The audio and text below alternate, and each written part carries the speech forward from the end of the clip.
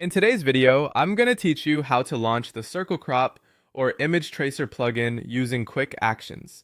To get started, look at your screen and find the bitmap image layer you want to work with.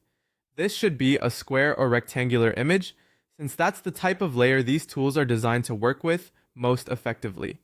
Go ahead and click on that image layer so it becomes selected. Before moving on, it's a good idea to make sure you've selected the actual image layer and not a group, frame, or another object sitting on top of it. If the correct layer is selected, the next step will work much more smoothly. Once your bitmap image layer is selected, open the Quick Actions menu using the keyboard shortcut for your device. On a Mac, press Command and / at the same time. On Windows, press Control and /. This will bring up the Quick Actions search bar, which lets you quickly find tools, commands, and plugins without needing to dig through menus.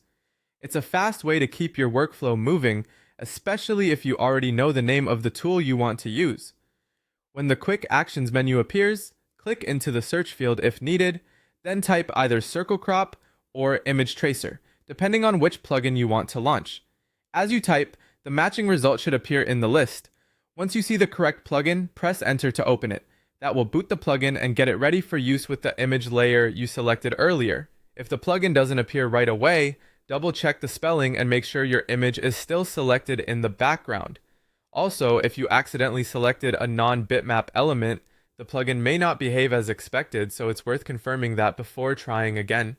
Using quick actions like this is one of the easiest ways to access plugins quickly, especially when you want a more streamlined editing process. That's all there is to it. Select your square or rectangular bitmap image layer, open Quick Actions with the correct shortcut, type Circle Crop or Image Tracer, and press Enter to launch the plugin. Once it opens, you'll be ready to continue your image editing workflow.